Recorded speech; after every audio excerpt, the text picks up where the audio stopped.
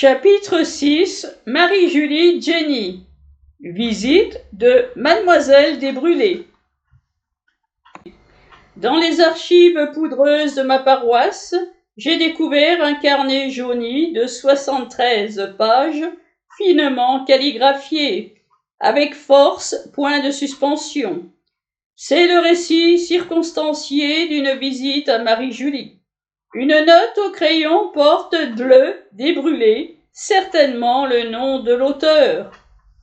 Une demoiselle Marie Desbrulés monta à la Salette tous les étés entre 1847 et 1855. Elle interrogea longuement les voyants et en fit un livre vivant intitulé « L'écho de la Sainte Montagne », ouvrage réédité en 1904 et qui est considéré comme impartial et prudent. Marie Desbrulés note qu'elle est déjà venue à Blain en 1874. Elle y revient le jeudi 2 septembre 1875 pour observer par le menu le chemin de croix sanglant du lendemain vendredi. Elle est accompagnée de l'abbé Ono et de Sophie, sa propre sœur. L'abbé Ono fut le professeur de Monsieur David, ce qui facilitera les approches. Les demoiselles obtiennent l'exceptionnelle faveur de visiter la stigmatisée dès le jeudi. L'autorisation, en général, n'est donnée que pour le vendredi, et encore après l'extase commencée, quand la voyante n'a plus conscience du monde extérieur. Le jeudi 2 septembre 1875, le père spirituel de la douce enfant introduit lui-même les visiteuses. Voici des dames qui viennent pour prier avec vous dès aujourd'hui et surtout demain. Marie-Julie se lève et salue avec simplicité et modestie. Son visage est empreint de paix, de mansuétude et de joie sereine. Ce jour était pour elle un jour d'allégresse. Il est dit qu'appelée par le divin époux, elle ne marchait pas, elle volait en se rendant à l'église de Blain. L'abbé David sert de truchement, car comme chacun sait, la voyante est sourde pour les étrangers. Elle n'entend que les membres de sa famille, son directeur et la parole de Dieu. Les visiteuses ont permission de lui prendre les mains, d'examiner à loisir les stigmates des clous, au-dessus et en dessous, ainsi que les entailles de chaque poignet, résultant du garrottage. Les stigmates paraissent plus marqués que l'an passé. La couronne du front est modifiée. Ce n'est plus un cordon ou bandeau, mais l'empreinte d'une couronne d'épines enlacée, guère plus large que le pouce.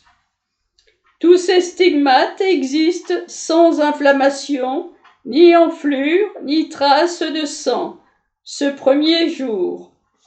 Le confesseur invite ces dames à poser des questions qu'il transmettra. Prises au dépourvu et n'ayant rien préparé, elles se souviennent que le père directeur vient de leur dire que la jeune fille ne prend plus pour toute nourriture quotidienne que 2 cuillerées de lait matin et soir, qu'elle n'a jamais faim ni soif d'aliments naturels. Elle demande « N'avez-vous point mal à l'estomac par suite du défaut de nourriture ?»« Non. » « Souffrez-vous continuellement de vos stigmates ?»« Non, pas toujours. »« Pas tant, Annette, aujourd'hui. » Et d'autres questions de ce genre. Dès qu'on cesse de lui parler, la voyante devient comme étrangère, uniquement occupée de sa conversation intérieure.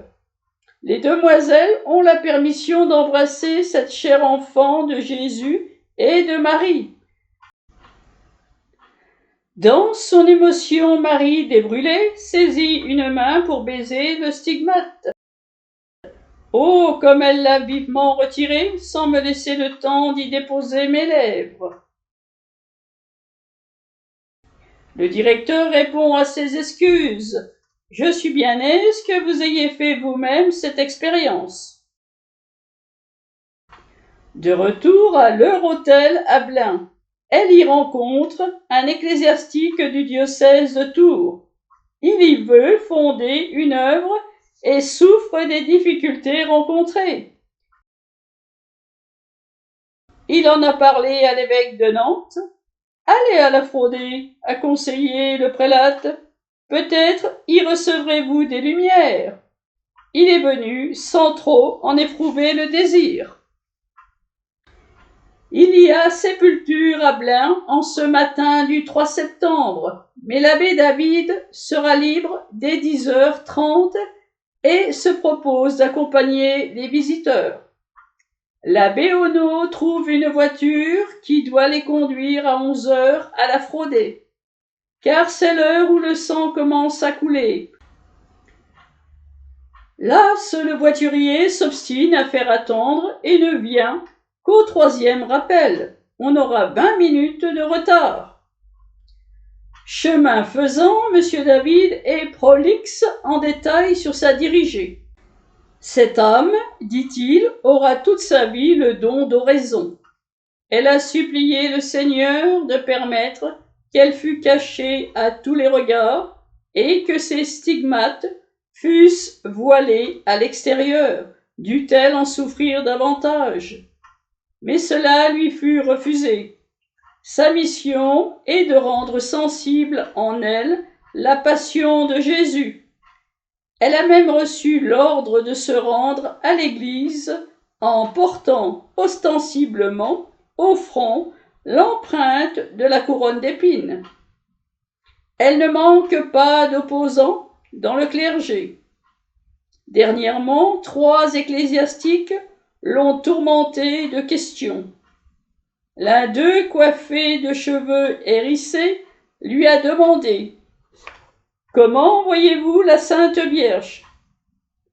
Est-ce une apparition physique ou une apparition spirituelle? Je ne sais pas, mais quand elle m'apparaît, je la vois comme je vous vois. Marie-Julie doit rendre compte à son directeur de toutes ses impressions intérieures. Après le départ de ces messieurs, elle a déclaré en souriant: celui qui a les cheveux rebiqués, il a l'air d'un geau en colère. La stigmatisée a-t-elle annoncé le triomphe de Don Carlo? L'abbé David ne peut rien dire là-dessus.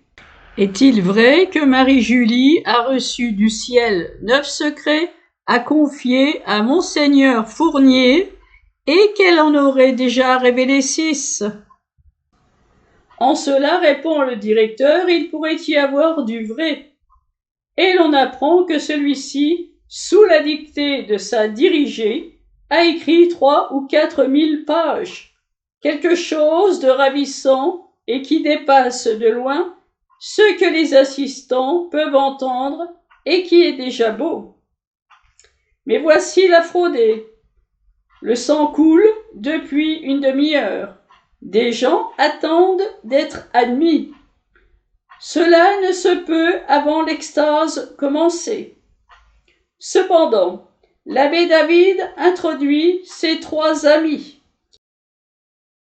Le sang coulant des stigmates forme sur le dos de la main un petit ruisseau qui contourne le poignet. Le couronnement d'épines. L'extase vient de commencer. Assise dans un fauteuil de paille, au pied de son lit, Marie-Julie ferme les yeux, étrangère à ce qui l'entoure. Dans la main gauche, ramenée sur son cœur, elle tient une relique de la vraie croix. Ce jour-là, ils sont 9 spectateurs dans la cellule blanche. Assis sur le rebord du lit, le supérieur des missionnaires de Pontchâteau incline l'oreille, s'efforce d'entendre ce que dit l'extatique et le répète aux autres. Il est muni des pouvoirs d'enquêteur. Il y a un prélate romain, l'abbé Ono, un monsieur et une dame de Tours. Sophie est la narratrice qui s'efforce de crayonner ce qu'elle voit et entend. L'abbé David et le prêtre de Tours arrivent les derniers. Marie-Julie va subir le couronnement d'épines. L'empreinte, bien que nettement dessinée, ne saigne pas encore. Elle dit « souffrir ou mourir ». Ne pas mourir, mais souffrir. Mon époux, venez m'apporter vos clous et vos épines. Elle promène sur son front, doucement, la relique de la vraie croix. Un frémissement trahit d'affreuses souffrances. Elle ne sait où poser la tête, tantôt en arrière, sur le mur, tantôt de côté, sur le dossier du lit. On l'entend murmurer des passages du cantique des cantiques qu'elle n'a jamais lus. Mon bien-aimé est à moi, et moi à lui. L'hiver est passé. C'est long sur ce monde. Une fois, elle se reprend. Ô indigne et misérable créature que je suis, mon bien-aimé m'a donné une place dans son cœur, comme à une chaste colombe. Je donne toutes mes souffrances pour le Saint-Père Pie IX. Ô pauvre France, ô France pénitente, si tu savais écouter l'amour de mon bien-aimé, tu seras couverte d'un manteau de fleurs, ô France. Elle parle à des saints, Saint François d'Assise, Sainte Geneviève. Pierre Fourier, mettez-le sur vos autels avec le père de Montfort. Elle annonce une épine va venir. Le sang se met à couler sur un point de sa couronne. 3 épines, 2 nouveaux points saignent. 3 sillons rouges se forment sur son front en 3 lignes distinctes. Puis une 4e épine. Elle tremble et paraît souffrir de plus en plus. Sa figure devient rouge. Elle invoque de nombreux saints, évoque le nom d'une demi-douzaine de stigmatisés et demande de marcher sur leurs traces. Madeleine Maurice, mon bien-aimé, lui a fait porter ses stigmates. Madeleine Maurice, délaissée au fond d'un tombeau, morte, oubliée, ressuscitez-la, mon bien-aimé. Voici 1h 3/4 que dure le ravissement, il va cesser. Marie-Julie se frotte les yeux et revient à l'état naturel. Sa mère approche et lui parle. Elle répond d'un mot, à voix basse, sans ouvrir encore les yeux. Les spectateurs sont invités à sortir. Portement de croix. À 14h30, Marie-Julie est de nouveau en extase, assise les yeux fermés. Les gens reviennent en grand silence. Désormais, elle parle assez haut pour que chacun puisse entendre. Jésus est garrotté et ses yeux bandés. Véronique intervient. Comment se trouve-t-elle là pour semer des fleurs sur les cailloux et les épines du chemin que doit suivre le Sauveur? Mais les soldats écartent ces fleurs. Jésus est lié d'une corde ayant 14 nœuds. Marie-Julie demande à porter elle-même cette croix qu'on impose à son bien-aimé. Les yeux toujours fermés, elle se lève et tombe à genoux. Elle porte la croix, c'est-à-dire que sa main droite, soutenue par la gauche et serrant son crucifix, semble retenir sur l'épaule gauche un lourd fardeau. Elle marche ainsi sur les genoux, d'un pas très lourd, d'un bout à l'autre de sa chambre. Le plancher gémit au 8e parcours. Allaitant, épuisée, elle éprouve une sorte d'impuissance à avancer. Sa taille s'incline, le fardeau ne paraît plus soutenable. Encore quelques pas. Tout son corps balance. Cependant, ce n'est qu'au 10e trajet qu'elle tombe, sur les coudes et la tête ensemble. Son front rebondit plusieurs fois sur le plancher, à en être fendu. La marche a duré 8 minutes. Elle reprend après 6 minutes, nouvelle chute face contre terre, effort pour se relever, suivi d'une quintuple chute bruyante sur le front. C'est terrible. Au cours du 3e trajet, les yeux toujours fermés, elle s'arrête devant le prêtre de Tours. Elle lui présente son Christ et lui parle bas. Chacun tend l'oreille. Seul le destinataire entendra la parole qui donne la lumière attendue. Au bout de 5 à 6 minutes, l'extatique tombe une 3e fois. Le lever est instantané.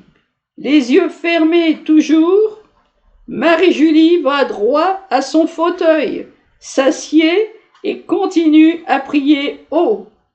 Car durant tout le portement de croix, elle n'a cessé de parler et de prier.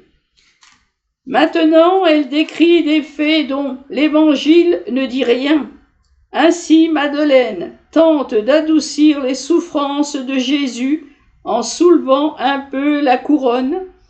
Les bourreaux la repoussent.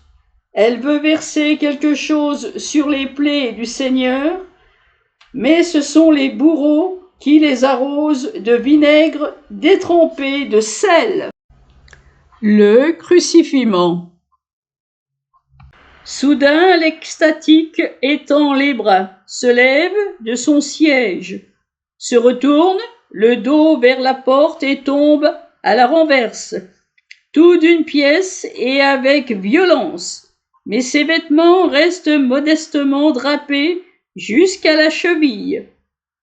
Ses bras sont tendus haut, sans appui. Le pied gauche, placé sur le droit, ne touche pas le sol. Cette position a été prise instantanément et le pied demeurera élevé, sans toucher terre, sans mouvement, pendant 3 heures. Marie-Julie a été crucifiée à 3h20, 5 minutes de silence. Elle récite à haute voix les litanies de Sainte-Germaine Cousin en modifiant quelques-unes des invocations officielles. Puis, immobilité et insensibilité parfaite. Les mouches se promènent sur son front ensanglanté, sur les plaies de ses mains. Pas le moindre tressaillement. Depuis 3/4 d'heure, l'extatique est en croix. L'abbé David fait constater la raideur des bras. Il essaie d'en faire fléchir un, qui demeure comme s'il était de fer.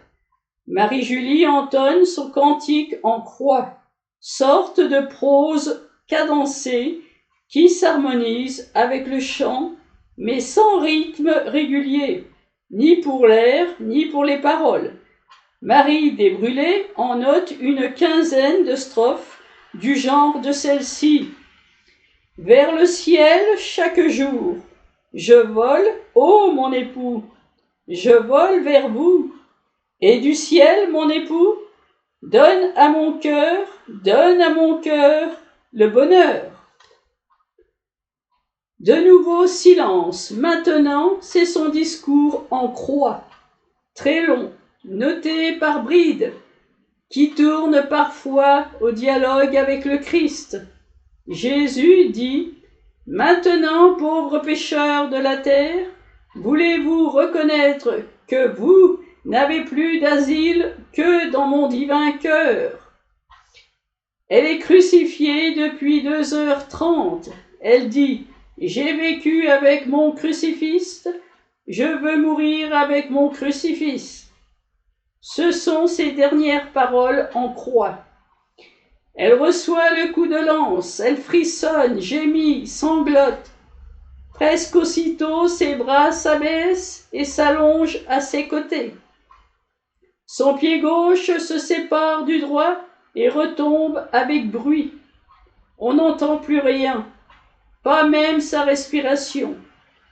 Pendant une dizaine de minutes, c'est le silence, c'est l'immobilité de la mort, c'est le sépulcre.